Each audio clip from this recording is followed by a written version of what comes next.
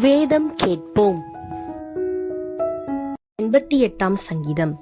மகலாத்தியேலோனோத் வாத்தியத்தில் வாசிக்க கோராகின் புத்திரரில் உள்ள ராகத் தலைவனுக்கு ஒப்புவிக்கப்பட்ட இஸ்ராகியனாகிய ஏமானின் போதக சங்கீதம். என் இரட்சிப்பின் தேவனாகிய கர்த்தாவே, இரவும் பகலும் உம்மை நோக்கி கூப்பிடுகிறேன். என் விண்ணப்பம் உமது சமூகத்தில் வருவதாக. என் கூப்பிடுதலுக்கு உமது செவியை சாய்த்தருளும். என் ஆத்துமா துக்கத்தால் நிறைந்திருக்கிறது. என் ஜீவன் பாதாளத்திற்கு சமீபமாய் வந்திருக்கிறது. நான் குழியில் இறங்குகிறவர்களோடு எண்ணப்பட்டு பலனற்ற மனுஷனைப் போலானேன். மரித்தவர்களில் ஒருவனைப் போல் நெகிழப்பட்டிருக்கிறேன். நீர் இனி ஒருபோதும் நினையாதபடி உமது கையால் அறுப்புண்டு போய் பிரேத குழிகளிலே கிடக்கிறவர்களைப் போலானேன். என்னை பாதாள குழியிலும் இருளிலும் ஆழங்களிலும் வைத்தீர். உம்முடைய கோபம் என்னை இருக்கிறது. உம்முடைய அலைகள் எல்லாவற்றினாலும் என்னை வருத்தப்படுத்துகிறீர். எனக்கு அறிமுகமானவர்களை எனக்கு தூரமாக விலக்கி அவர்களுக்கு என்னை அருவருப்பாக்கினீர்.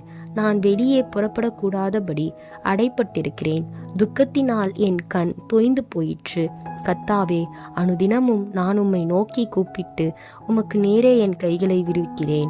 மரித்தவர்களுக்கு அதிசயங்களை செய்வீரோ? செத்துப்போன வீரர் எழுந்து உம்மை துதிப்பார்களோ? பிரேத குழியில் உமது கிருபையும் அழிவில் உமது உண்மையும் விவரிக்கப்படுமோ? இருளில் உமது அதிசயங்களும் மறதியின் பூமியில் உமது நீதியும் அறியப்படுமோ? நானோ கர்த்தாவே, உம்மை நோக்கி கூப்பிடுகிறேன். காலையிலே என் விண்ணப்பம் உமக்கு முன்பாக வரும். கர்த்தாவே, ஏன் என் ஆத்துமாவை தள்ளிவிடுகிறீர்? ஏன் உமது முகத்தை எனக்கு மறைக்கிறீர்? சிறுவயது முதல் நான் சிறுமைப்பட்டவனும் மாண்டு போகிறவனுமாயிருக்கிறேன். உம்மால் வரும் திகில்கள் என் மேல் சுமத்துகிறது. நான் மனங்கலங்குகிறேன்.